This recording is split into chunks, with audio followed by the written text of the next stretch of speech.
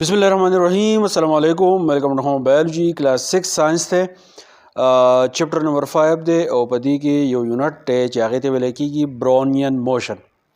برونین موشن د حرکت کولو یو قسم دی. کله چې مونږه ګیسز ټاپک مونږ وایو یعنی پارټیکل چې کم مومنټ کوي نو بعضې پارټیکل داسې دي چې هغه یو قسم مومنټ کوي، د هغه یو قسم موشن وي چې هغې ته مونږ برونین موشن چې دی هغه ورته وایو. وس برونین موشن ولې دی په دې ټاپک کې زه مخکې ځم، تاسو اوس په دې باندې پوه شئ. دا ساینټسټ چې کوي ستاسو په دې بک کې دا پکچر راغستی دی خو لږ خړ خړ راغستی دی، پکچر ته ما راغستی دی، دا زموږ سره دی برونین موشن. ټیک شو. اصل کې د دې ساینټسټ نوم چې و رابرټ براون و. نو د دې موشن په باره کې خبره کول چې پارټیکل چې دی زموږ سره یو قسم مومنټ کوي چې هغه ته برونین موشن وایي. نو دې ساینټسټ چې د رابرټ براون او د برونین موشن په باره کې چې دی د مونږ ته ویلو.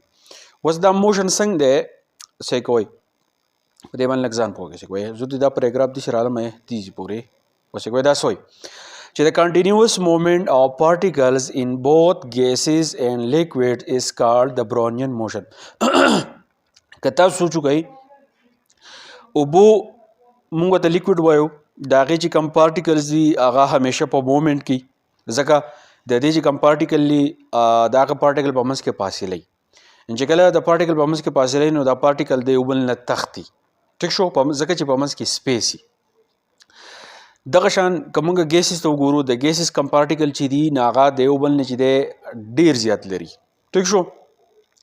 نو زموږ سره دوه خبرې دي په دې کې چې یو ګیسز چې د ګیسز کم پارټیکل چې دي هغه د یو بل نه ډېر زیات لري. لکه فرض که څه کوئ، فرض که یو پارټیکل دا دی، بل دا دی، بل دا دی، بل دا دی، دا دی، دا دی، دا د ګیسز پارټیکل دي، دا د یو بل نه ډېر زیات لري. که موږ لیکوډ ته وګورو د هغې پارټیکل داسې، که موږ لیکوډ ګیسز ته وګورو د ګیسز پارټیکل په منځ کې سپیس سیوای، خو که فرض که موږ لیکوډ د ګیس سره کمپیر کوو نو د هغې په منځ کې سپیس چې دی هغه کمی. نو دا د لیکوډ پارټیکل شو، دا د ګیسز پارټیکل شو. نو دا کم پارټیکل چې دي دا همیشه په مومنټ کې، نو دغې مومنټ ته موږ څه وایو، دې ته موږ برونین موشن چې دی هغه ورته وایو. افټر ا بوټنیسټ نیم رابرټ براون، دا یو بوټنیسټ و، هغه د دې په باره کې ویلو او د هغه نوم رابرټ براون. د سیل په ډسکوري کې چې دی هم خپل کار چې دی هغه کړی دی. نو یو بوټنیسټ و، د هغه نوم چې دی رابرټ براون و. هغه موږ ته د برونین موشن په باره کې ویلي وو چې کم ګیسز دي، کم لیکوډ دي، د هغو چې کم پارټیکل دي هغه همیشه په مومنټ کې، هغه مومنټ ته موږ وایو برونین موشن. ښه. اوس برونین موشن په باره کې د خبره څنګه کړوه، د هغې په باره کې اولنۍ خبره دا ده چې کوئ چې in 1827 Robert Brown observed the movement of pollen grains in water under the microscope. په 1827 کې دا چلو شو چې دقه باټنیسټ کم نوم چې رابرټ براون دی د پولن ګرینز راواغستو، دا د مایکروسکوپ انډر لاندې سټډي کړو چې زموږ سره کم پولن ګرینز دي دا په واټر کې دي، په واټر کې دا مومنټ خپل چې دی هغه څنګه کوي. نو دغه مومنټ د په مایکروسکوپ کې چې دی هغه ابزرو کو. نو دا خبره وکړه چې زموږ سره کم پولن ګرینز دي these zigzag patterns support the theory of particle matter. نو دا کم پارټیکل چې وو د زیګ زیګ مومنټ کوي، زیګ زیګ مونږ دې ته وایو. ټیک شو. داسې مومنټ کوو نو دا قسمه مومنټ چې دی دا یو تیوري سپورټ کوي چې هغې ته مونږ تیوري او پارټیکل میټر چې دی هغه ورته وایو.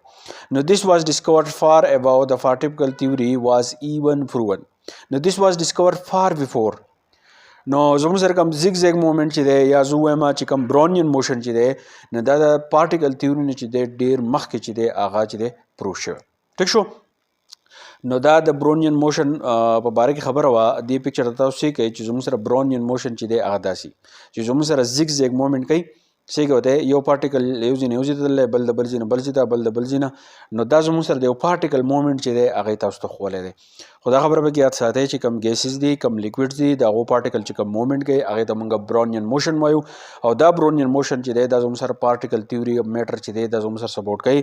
دا تیوري په را روان لیکچر کې تاسو ته ښه تفصیل باندې ووایم. دا یو ساینټسټ و، د هغه نوم رابرټ براون. هغه رابرټ براون چې و نو هغه د دې تیوري په باره کې چې دی د دې موشن په باره کې چې دی هغه موږ ته ویلي. نو دا برونین موشن امید کوم په دې پوه شوي. نور ملګرو سره ضرور شیر کړئ. تھینک یو، ډېره مننه.